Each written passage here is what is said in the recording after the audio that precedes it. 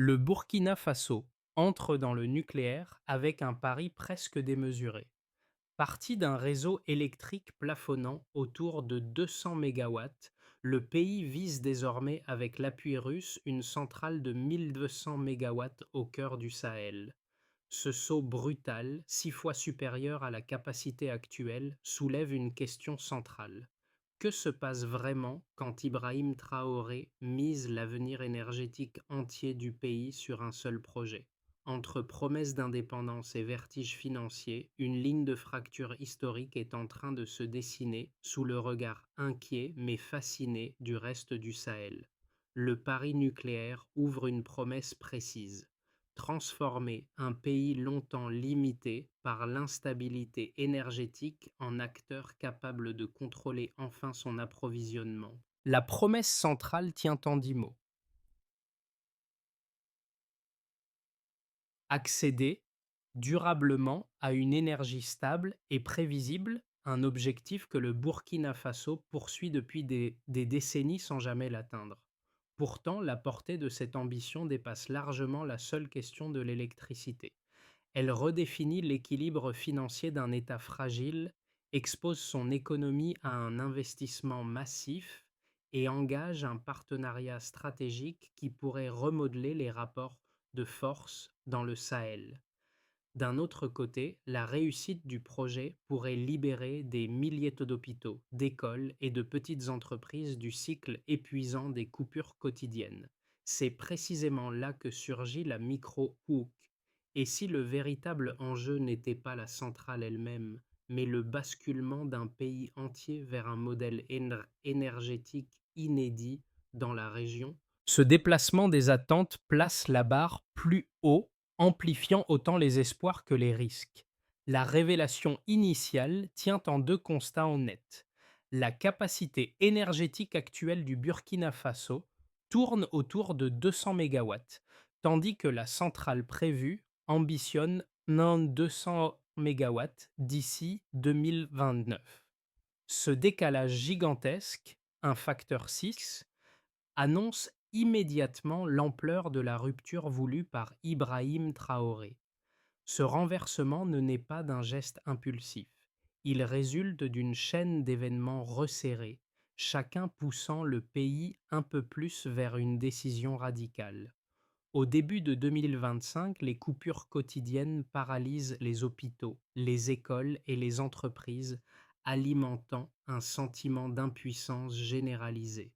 La dépendance aux importations d'énergie, coûteuse et instable, atteint un seuil critique. Devant cette impasse, la présidence mandate une délégation pour sonder discrètement les options internationales. Les discussions confidentielles à Moscou révèlent alors un point d'inflexion. Rosatom est prêt à envisager un transfert technologique inédit pour la région du Sahel. À partir de ce moment-là, la dynamique s'accélère. Les études de faisabilité identifient un site capable d'accueillir une centrale de grande capacité, tandis que les équipes russes et burkinabées esquissent les premières lignes d'un partenariat technique. Le gouvernement se rend compte qu'une fenêtre stratégique rarement accessible à un pays de sa taille vient de s'ouvrir. Production massive, modernisation des réseaux, formation de techniciens spécialisés.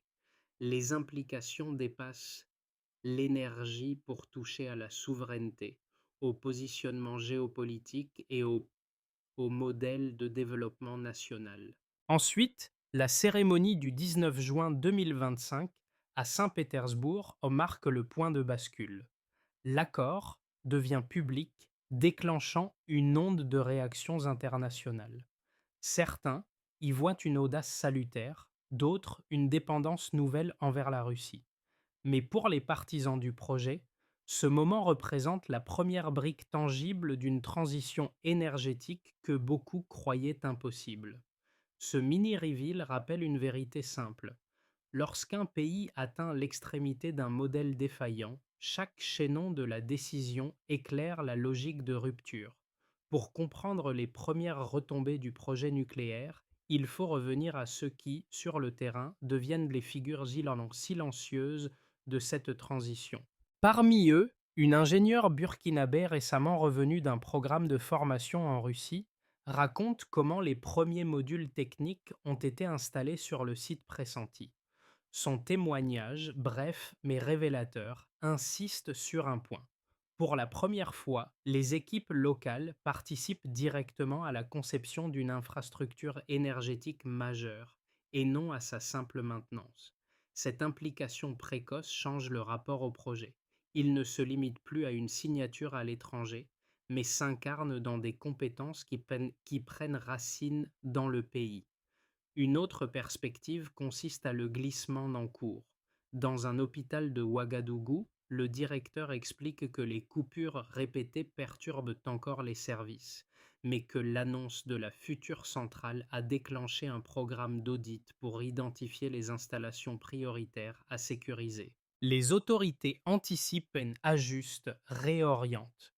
Le projet nucléaire, même avant sa construction, force l'État à réorganiser ses priorités électriques. Le changement n'est pas spectaculaire, mais il est structurel. Parallèlement, plusieurs entreprises locales de logistique observent déjà une hausse des demandes liées au transport spécialisé d'équipements lourds. Cette dynamique embryonnaire montre que l'économie commence à se recalibrer autour d'un chantier qui n'a pourtant pas encore véritablement démarré. Arrivé à ce point crucial, le projet influence déjà le pays avant même qu'une seule turbine n'existe, preuve qu'une transition énergétique commence toujours par une transition organisationnelle. Avant 2025, le pays subissait un cycle immuable: coupures quotidiennes, importations coûteuses, hôpitaux paralysés, industrie freinée. Après janvier 2025, sur moment, janvier 2025, la trajectoire change brutalement lorsque l'entourage d'Ibrahim Traoré enclenche une série de décisions qui vont conduire au pari nucléaire le plus ambitieux du Sahel. Ensuite, tout démarre par une prise de conscience aiguë. Les rapports internes accumulés durant des années se recoupent. Aucun plan de modernisation classique ne peut combler le gouffre énergétique. Les pistes solaires et hybrides déjà testées ne suffisent pas pour absorber l'explosion démographique ni les besoins industriels émergents.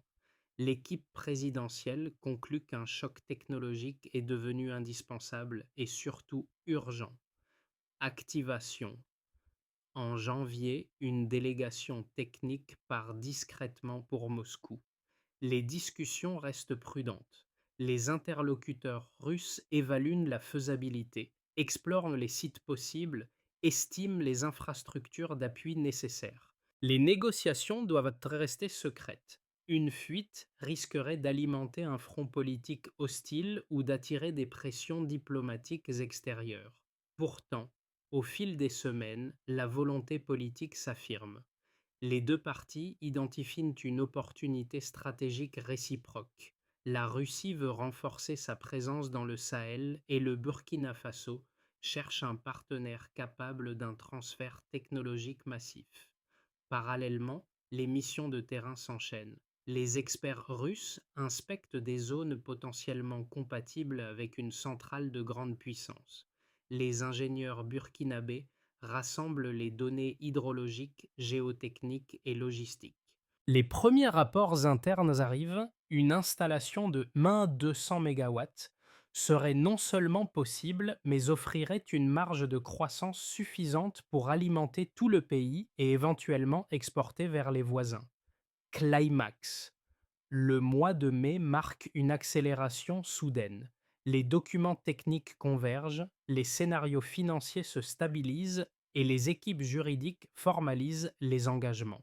Le gouvernement prépare un déplacement officiel au Forum économique international de Saint-Pétersbourg. Les conseillers stratégiques savent que la signature d'un tel accord redéfinira les alliances régionales et établira une orientation énergétique irréversible. À l'intérieur, les débats les sont intenses. Certains redoutent le coût colossal, d'autres plaident pour l'audace historique. Le 19 juin 2025, la scène se déroule sous les caméras. Le Burkina Faso et la Russie signe l'accord qui lance officiellement le premier projet nucléaire du Sahel. L'image de la poignée de main circule immédiatement sur les chaînes internationales. Le pays entre dans une nouvelle ère. La rupture est actée. Dans les jours qui suivent, dès les jours suivants, les réactions affluent. Les institutions financières internationales expriment leurs doutes. Des analystes soulignent les risques sécuritaires, les tensions géopolitiques, la fragilité budgétaire. En parallèle, dans les rues de Ouagadougou, les discussions montrent un mélange d'espoir et d'appréhension. Les équipes administratives se réorganisent pour suivre le projet. Les premiers conteneurs d'équipements russes sont annoncés. Les entreprises locales anticipent, les formations techniques débutent. Le chantier n'a pas encore levé une seule colonne, mais la transformation structurelle est déjà en mouvement. Chaque étape crée une vague sur la suivante. Chaque décision accélère la suivante. Et désormais, le pays ne peut plus revenir en arrière. La logique de mesure commence ici. Baseline 200 MW, Delta 1 200 MW. Ce passage d'un plancher minimal à une capacité 6 fois supérieure redéfinit immédiatement les marges d'action du pays. La baseline explique la vulnérabilité actuelle, un réseau incapable de répondre aux besoins essentiels, soumis à des interruptions quasi quotidiennes. Le delta, lui, représente une projection technologique jamais tentée dans le Sahel, une bascule vers un volume énergétique qui pourrait stabiliser santé, éducation et industrie. Premier chiffre, 200 mégawatts, niveau estimé de la capacité actuelle du Burkina Faso. C'est un seuil extrêmement bas, insuffisant pour garantir un fonctionnement continu des services critiques. Ce nombre décrit un système sous tension permanente dépendant d'importations coûteuses. Les hôpitaux doivent alterner entre générateurs privés et rationnement d'équipements. Les petites entreprises subissent un ralentissement chronique. Dans un tel contexte, le pays ne peut planifier ni industrialisation ni modernisation. Deuxième chiffre, 1 200 mégawatts, puissance attendue de la future centrale nucléaire. Ce volume marque une rupture technologique et structurelle, ouvrant la possibilité d'un excédent énergétique inédit. Ce delta illustre une projection ambitieuse montant d'un niveau fragile vers un palier régional. Avec une telle capacité, le Burkina Faso pourrait non seulement couvrir ses besoins, mais envisager l'exportation vers des pays voisins, redessinant les équilibres du Sahel. Cette montée en puissance annoncerait aussi la création de corridors industriels actuellement impossibles faute d'électricité stable. Troisième chiffre, 5 milliards de dollars, coût total estimé du projet. Ce montant représente un défi immense pour une économie limitée et fragile. Ce coût traduit l'ampleur d'un pari qui dépassera plusieurs exercices budgétaires. Les institutions financières internationales expriment déjà leurs réserves, redoutant un endettement trop lourd. Toutefois, certaines analyses indiquent que la Russie pourrait absorber une part notable de l'investissement, atténuant temporairement la pression. Cela n'élimine pas le risque, mais modifie la courbe des responsabilités financières. Il faut analyser les répercussions structurelles de ces trois chiffres lorsqu'ils s'articulent ensemble. Le triptyque 201, 205 milliards constitue une matrice de transition, une faiblesse initiale extrême, une ambition colossale et un coût à la hauteur de la rupture. Si un élément faiblit, sécurité, logistique, financement, stabilité politique, l'ensemble du dispositif peut vaciller. À l'inverse, si chaque maillon reste solide, le pays pourrait effectuer le saut le plus spectaculaire jamais observé dans l'histoire énergétique récente du Sahel. Parallèlement, l'impact social potentiel se lit lui aussi dans les chiffres. Les projections évoquent 10 000 emplois directs et indirects, un volume rare dans un marché du travail saturé par le chômage des jeunes. Ce chiffre n'est pas anodin. Il annonce la formation d'une génération entière de techniciens, ingénieurs et agents de maintenance capables de structurer un nouveau secteur stratégique. Ensuite, la dimension sécuritaire entre dans l'équation chiffrée. Les audits russes pointent des améliorations limitées mais réelles des standards locaux. Cependant, la région reste exposée à des groupes armés, ce qui impose des coûts supplémentaires en protection et surveillance. Ces dépenses, non intégrées dans le calcul initial, pourraient influencer la viabilité à long terme. Ces données montrent un paradoxe. Les chiffres galvanisent autant qu'ils inquiètent. Ils promettent une transformation profonde, mais révèlent un risque équivalent. La réussite dépendra de la capacité du pays à gérer chaque variable avec une précision presque chirurgicale. Le premier argument critique vise la sécurité. Plusieurs experts affirment qu'implanter une centrale nucléaire dans une zone aussi instable que le Sahel expose le pays à un risque disproportionné. La présence de groupes armés, les tensions politiques internes et l'absence d'infrastructures de protection avancées renforcent cette inquiétude. Selon eux, même avec un soutien technique étranger, garantir l'intégrité d'un site nucléaire dans un tel environnement demeure extrêmement complexe. Ils soulignent également la gestion des déchets radioactifs, encore mal documentés, comme une source potentielle de vulnérabilité à long terme. Le second argument s'attaque à la viabilité économique. Le coût estimé, environ 5 milliards de dollars, pèse lourdement sur un pays dont les marges budgétaires sont limitées.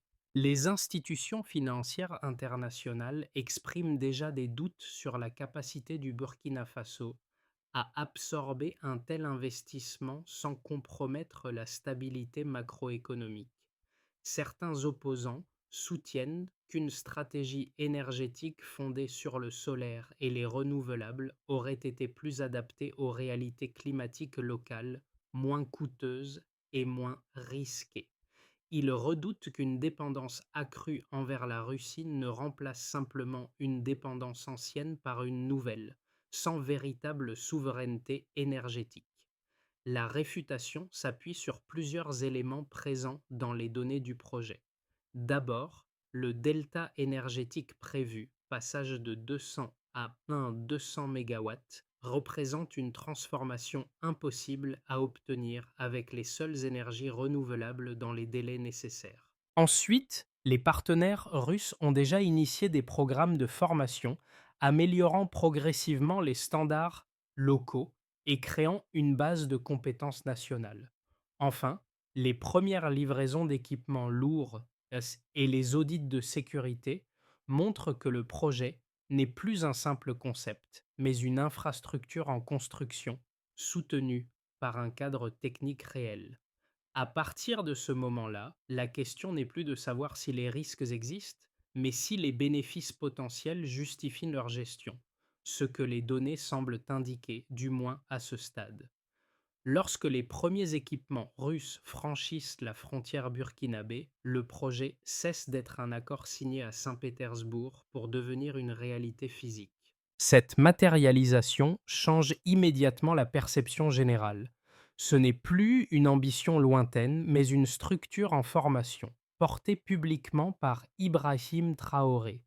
Les observateurs internationaux, auparavant sceptiques, reconnaissent que le pays a franchi un seuil d'exécution rarement atteint dans les projets énergétiques d'Afrique de l'Ouest. À l'inverse, sur le terrain, l'atmosphère est tout autre. Dans la capitale, l'arrivée des conteneurs alimente une forme d'optimisme pragmatique. Si les équipements arrivent, alors la promesse avance. Les discussions ne portent plus sur la possibilité du projet, mais sur son rythme, ses retards potentiels, ses priorités logistiques. En changeant de perspective, c'est précisément ce moment, ce midpoint, qui redéfinit les rapports de force narratifs. Le projet n'est plus conceptualisé, il est en train de se construire. Et cette transition concrète, même encore fragile, devient le point de tension majeur entre projections extérieures et attentes intérieures. Pour l'État, les premières répercussions sont immédiates. L'arrivée des équipements, la coordination avec les équipes russes et les exigences techniques du chantier obligent l'administration à se restructurer. Les ministères concernés doivent synchroniser logistique, formation, sécurité et financement. Cette montée en complexité crée une pression organisationnelle nouvelle. Pourtant, elle révèle aussi une modernisation accélérée. Procédures clarifiées, unités de suivi dédiées, rapports consolidés. Parallèlement, le gouvernement, sous l'impulsion d'Ibrahim Traoré, doit composer avec un défi majeur: maintenir la transparence budgétaire tout en absorbant un projet de 5 milliards de dollars. Pour les entreprises, l'effet est double. D'un côté, une énergie stable de 1-200 MW ouvrirait un horizon totalement inédit. Les industries locales, aujourd'hui freinées par les coupures récurrentes, anticipent déjà la possibilité d'augmenter leur production sans crainte d'interruption. Les secteurs de la construction, du transport spécialisé et des services techniques voient la demande croître. De l'autre côté, l'incertitude demeure. Un retard logistique, une hausse des coûts ou un événement sécuritaire pourrait fragiliser un tissu économique déjà vulnérable. Les entreprises naviguent ainsi entre espoir concret et prudence calculée. Pour la population, l'impact se mêle à un profond désir de changement. Les hôpitaux, souvent contraints de fonctionner avec des générateurs privés, attendent une amélioration tangible qui rendrait les soins plus sûrs et plus réguliers. Les écoles envisagent un avenir où les coupures ne perturberaient plus cours, équipements ou examens. Les jeunes voient émerger des filières professionnelles nouvelles: ingénierie nucléaire, maintenance spécialisée, sécurité technologique. Tuinian, les inquiétudes persistent. Coût du projet, sécurité du site, dépendance stratégique. La transition génère autant d'enthousiasme que de doute. Pour la région du Sahel, les conséquences dépassent largement les frontières du Burkina Faso. Une centrale de 200 mégawatts pourrait repositionner le pays comme fournisseur d'énergie dans un espace géopolitique dominé par l'instabilité énergétique. Les États voisins observent attentivement, certains avec intérêt, d'autres avec réserve. L'implication croissante de la Russie crée un nouvel équilibre stratégique qui provoque interrogation et recalibrage diplomatique. Si le projet réussit, le Burkina Faso pourrait devenir un pôle énergétique structurant. Si des tensions sécuritaires surgissent, l'infrastructure pourrait au contraire devenir un point de fragilité régionale. À partir de ce moment-là, une conclusion provisoire s'impose. Les effets du projet ne sont ni linéaires ni uniformes. Ils se ramifient, se répondent, s'entrechoquent. Ils montrent qu'une transformation énergétique n'est jamais seulement technique. Elle redéfinit institutions, marchés, attentes et rapports de force. Et à mesure que le chantier avance, chaque groupe scrute les prochains mois avec une intensité croissante entre prudence et anticipation. Dans les 6 à 12 prochains mois, le projet suit une trajectoire maîtrisée mais exigeante. Les livraisons d'équipements se poursuivent, la préparation du site avance et les équipes mixtes, burkinabées et russes, stabilisent les premières fondations techniques. Les formations se multiplient, permettant aux techniciens locaux de commencer à occuper des rôles intermédiaires. Ce scénario ne crée pas de percée spectaculaire, mais confirme une progression régulière. Les défis subsistent: coûts, sécurité, logistique, mais restent contenus. Le pays gagne en crédibilité et les institutions commencent à s'habituer au rythme d'un chantier gigantesque. Scénario optimiste. Dans une situation favorable, l'ensemble des partenaires renforce son engagement. Les financements arrivent dans les temps, les travaux préparatoires s'achèvent plus vite que prévu et les premières structures physiques émergent sur le chantier. L'économie locale bénéficie d'un élan notable grâce aux milliers d'emplois indirects générés, notamment dans le transport, la maintenance et la construction. Les entreprises étrangères s'intéressent davantage au Burkina Faso, anticipant une future stabilité énergétique. Ce scénario installe le pays comme candidat sérieux au rôle de hub régional et réduit progressivement sa dépendance aux importations d'électricité. Les critiques internationales s'atténuent et la dynamique géopolitique se stabilise. Scénario pessimiste. À l'inverse, plusieurs facteurs peuvent entraver le projet. Un retard logistique important, des dépassements budgétaires ou des tensions sécuritaires dans certaines régions du Sahel pourraient perturber l'ensemble du calendrier. Une hausse imprévue des coûts pourrait raviver les critiques internes, relançant les inquiétudes sur la dette et la viabilité à long terme. Si les partenaires russes rencontrent leurs propres contraintes, les livraisons pourraient être ralenties, créant un effet domino sur toute la chaîne opérationnelle. Ce scénario n'implique pas l'abandon du projet, mais une stagnation préoccupante, source de tensions politiques et sociales. Recommandations de réflexion. Dans tous les cas, trois démarches deviennent essentielles. Diversifier progressivement les sources de financement, renforcer la sécurité du site et communiquer de manière transparente auprès de la population. Ce triptyque réduit les risques immédiats et solidifie la confiance, condition clé pour traverser les 12 prochains mois. Pour les responsables publics, la transformation engagée pose autant de promesses que de responsabilités. L'administration doit désormais gérer un chantier qui dépasse largement les capacités habituelles de l'État. Coordination interministérielle, suivi budgétaire, sécurité du site, formation de cadres techniques. Cette charge supplémentaire révèle une tension permanente entre ambition nationale et limites institutionnelles. Pourtant, beaucoup y voient une occasion rare d'élever durablement les standards de gouvernance et de moderniser les pratiques administratives. Ce projet devient ainsi une forme de test collectif pour savoir jusqu'où l'appareil d'État peut monter en compétences.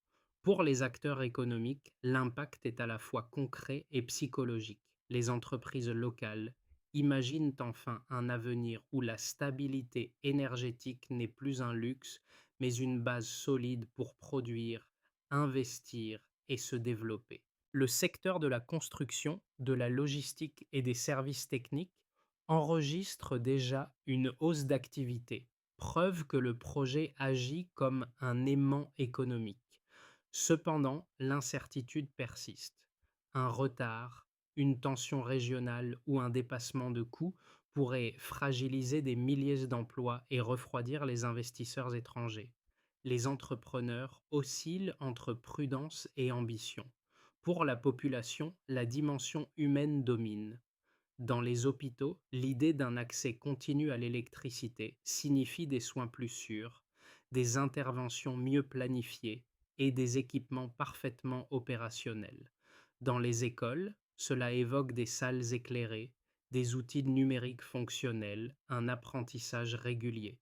Les jeunes voient apparaître des filières professionnelles jusque-là inimaginables. Mais les inquiétudes demeurent. Risques sécuritaires, endettement national, dépendance technologique. Le projet suscite un espoir profond, mais accompagné d'une vigilance constante. Pour que le projet nucléaire avance sans dérive et s'inscrive dans une logique de maîtrise durable, une feuille de route structurée s'impose.